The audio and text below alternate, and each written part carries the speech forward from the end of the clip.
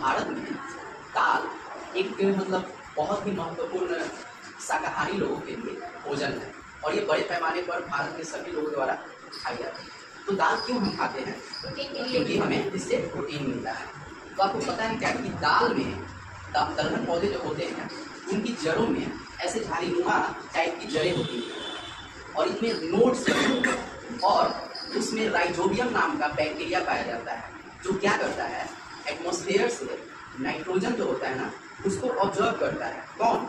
जो इस जड़ों में जो राइजोबियम नाम का साइनोबैक्टीरिया या राइजोबियम माइक्रो ऑर्गेनिज्म पाए जाते हैं और ये बैक्टीरिया नाइट्रोजन को अमोनिया में बदल देते हैं क्योंकि पौधे डायरेक्ट जो एटमॉस्फेयर में नाइट्रोजन है उसको कंज्यूम नहीं कर सकते। तो जब ये बैक्टीरिया नाइट्रोजन को अमोनिया में बदल देते हैं तो ये अमोनिया अब कंज्यूमेबल है किसके लिए?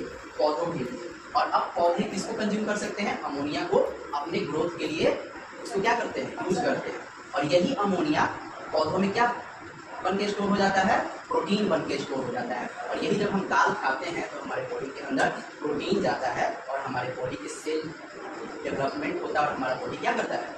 ग्रोथ करता है। दैट्स व्हाई हम प्रोटीन को क्या कहते हैं? प्रोटीन हमारे बॉडी के बॉडी बिल्डिंग फैक्टर है क्योंकि जब भी बॉडी बनाना होता है तो हम प्रोटीन लेते हैं। इसीलिए बच्चों को क्या दिया जाता है? माएँ दाल देती है ताकि बच्चा का ग्रोथ तेजी से हो सके। हम यहाँ पे क्या आपको समझ में आया कि ये जो प्रोटीन बार बार हम लेते हैं, ये प्रोटीन कहाँ से बनता है? दलहनी पौधों में जो राइजोबियम नाम का पौधा होता है वो अमोनिया को किस में बदलता है? सॉरी, नाइट्रोजन को किस में बदलता है? अमोनिया में। और फिर अमोनिया प्रोटीन में बदलता है। और फिर जानवर भी है ना, जानवर को भी हम खाने से प्रोटीन मिलता है तो जानवर में भी प्रोटीन कहाँ से जा रहा है? जैसे बकरी का मीट लोग खाते हैं तो बकरी में प्रोटीन कहाँ से गया? तो वो घास को खा रहा है तो घास में भी प्रोटीन कहाँ से बन रहा है? वो नेचुरली बन रहा है। हाँ?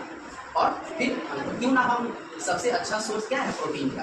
दाल है, सोयाबीन है, फिर राजमा है। ये बातें समझ में आई?